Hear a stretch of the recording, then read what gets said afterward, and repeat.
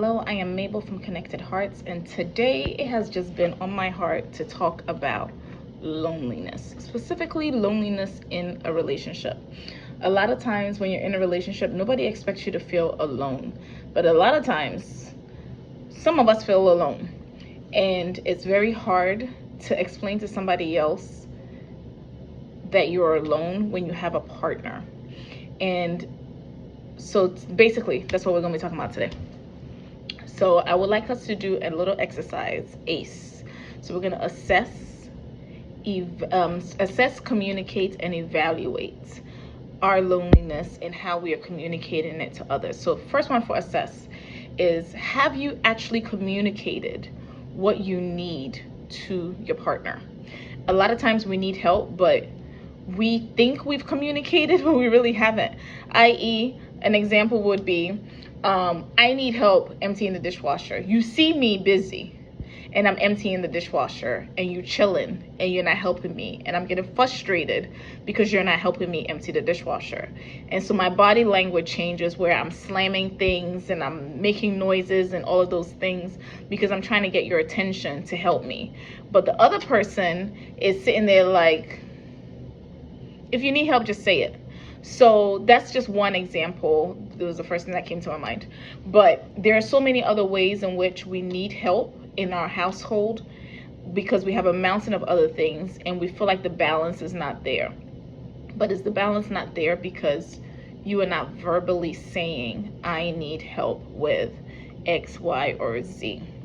And then also, what are you enabling? So if you need help in this department, and before you ask even for help and you jump to go and do it, you're not allowing the person the opportunity to get it done. A lot of times, people want to do things in their own time. Like, I'll ask my husband to do something and he'll tell me, okay, and I want it done right now. Like 5 seconds ago, this should have been done. But a lot of times, he's not ready to do it. He will do it, and he will do it well, but he's just not ready to do it right now. And we have this expectation of, because I told you to do something, I'm expecting you to do it right now. But we also have to remember that their time is not our time.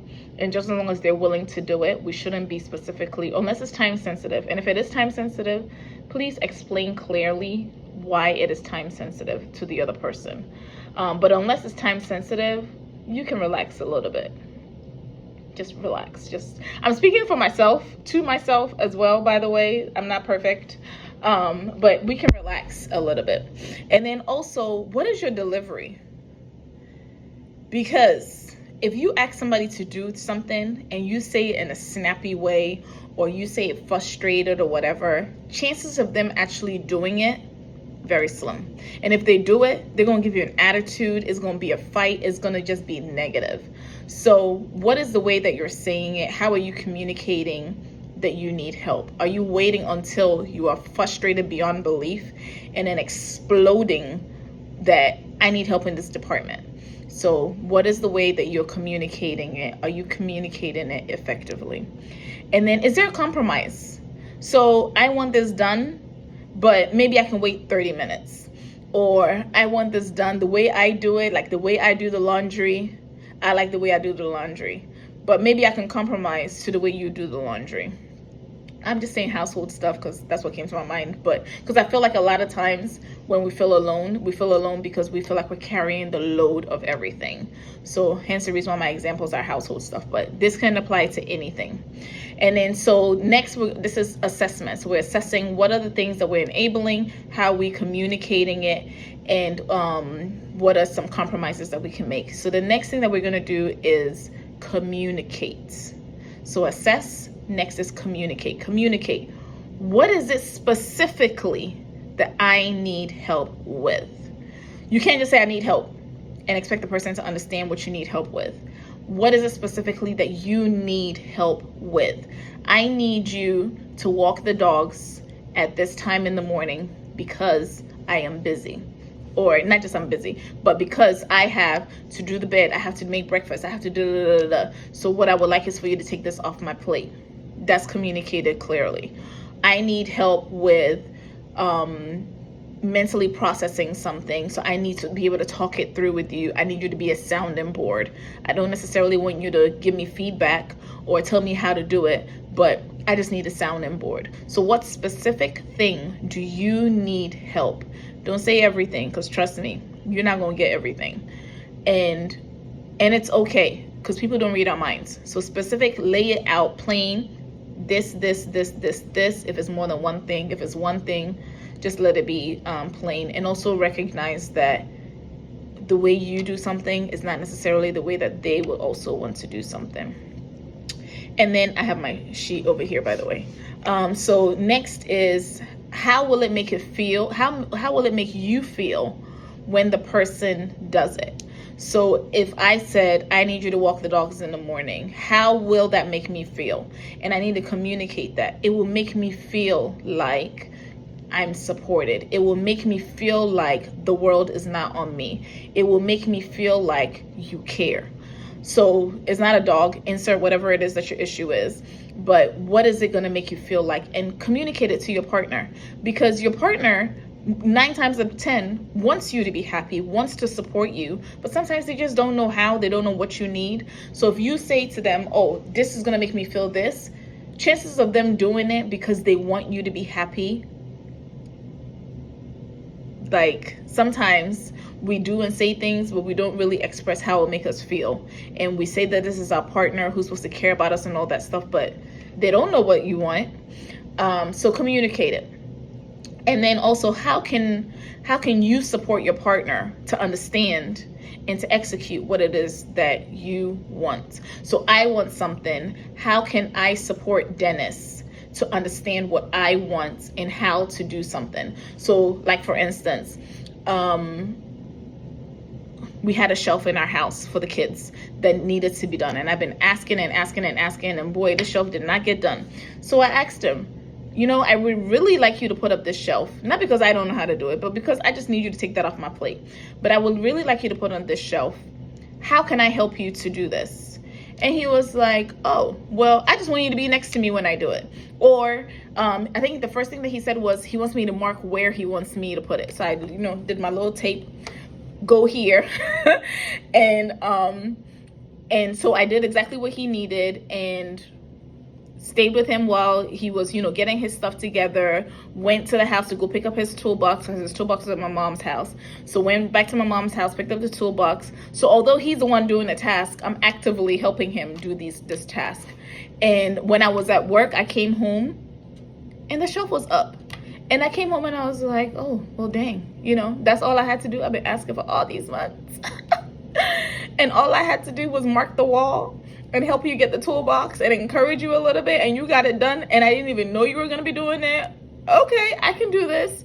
And a lot of times it's like a lot of work, because you're like, why do I have to do anything at all when you're supposed to be doing it?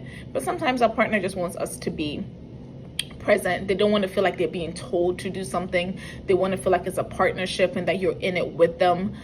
So that's something, is a very small example, but that's something to keep mind of. What does your partner need from you in order to execute what you want? Sometimes they want an understanding. Is the laundry? Oh, okay, you want me to do the laundry, but how do you want me to do the laundry? Show me what it is that you want. Okay, you want the darks first, you want black, so you want the blues, jeans, are they supposed to be separate? Like, how do you want me to fold it after? Do you want me to fold it? Do you want me to do the roll thing? Like, what is it that you want? Sometimes we have to be specific. Sometimes we have to go that extra mile.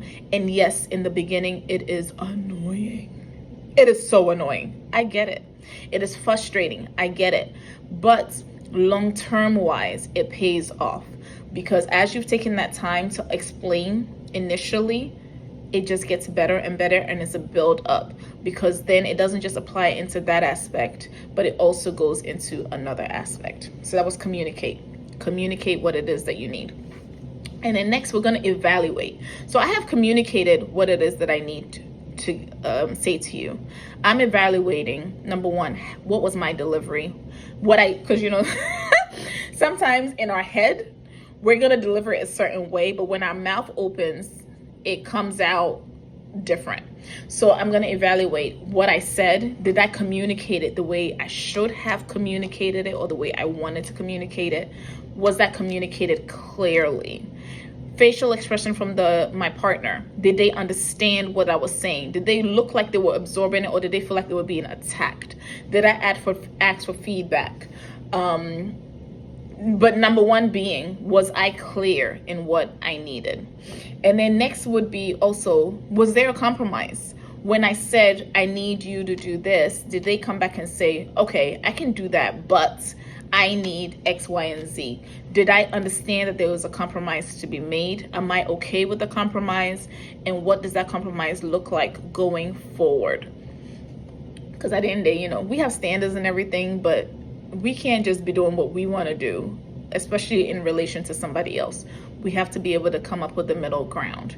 And then so next would be, do you need more help? So you spoke to them. You thought you were clear. You thought you were very precise. You thought your tone was amazing. Like I was doing don't do the monotone thing. That's annoying. But I thought my tone was sweet and enduring. And also, I'm cutting myself off. But please make sure you set the environment for this conversation. Do not have this conversation in the heat of an argument, in the heat of the moment. Have this conversation when everything is calm. Set the mood. Oh, honey, I really want to talk right now. If you guys do a weekly check-in, which I highly recommend, but if you do a weekly check-in, sure. But if you don't, I have some things in my heart that I would like us to discuss. And then set that tone. Have a nice drink. If it's water, juice, wine, whatever it is that y'all drinking, hot chocolate. I like hot chocolate. Whatever it is that you're drinking, just set the mood and just have this conversation so it's not like an attack. Because trust me, it is very easy to feel attacked when somebody's telling you, I need you to do more of this, because they take it as what I'm doing is not good enough. And really and truly, that's not what I'm saying. I'm just saying I just need extra help. You're doing great in all the other departments, but I need help in this department. So that's what you want to communicate. So you're assessing that as well. But also going back to evaluating, do you need more help? So we've discussed this several times. My tone has been great each time. My clarity, in my opinion, because remember, this is your opinion, has been clear each time. So then it goes to, do you need a third-party help? And a third-party help can come from many, many ways. Maybe we should watch a communication video. Maybe we should reevaluate our duties in our relationship. What I'm responsible for versus what you're responsible for, and how we can better support each other. Maybe we need counseling. And I put that last because I know a lot of people don't believe in counseling. A lot of people think, oh, we got it and all of those things. And yeah, you may have it, but every now and again, sometimes you may need that extra support. So please don't rule that out as a support. I put it last, but it doesn't mean it's the least thing. But if you do need support, please reach out. There are so many platforms. You ain't got to talk to me or to Dennis or to Dr. Angela or Pastor John. There are so many other counselors that you can speak to. If you do want to talk to us, please DM us. We'll be more than happy to assist. But please reach out if you need more help. Don't sit and think it can't be fixed. Don't sit and think I'm supposed to do it by myself or I'm supposed to feel alone. You are not supposed to feel alone when you are with somebody else. You're not supposed to. So I'm just pleading with you. We're going to ACE this. So ACE, you're going to assess what it is that you need. You're going to communicate what specific thing that you need, and then you're going to evaluate. Was I clear? Do I need more help? So ACE, assess, communicate, evaluate. And I pray that this helps all of us.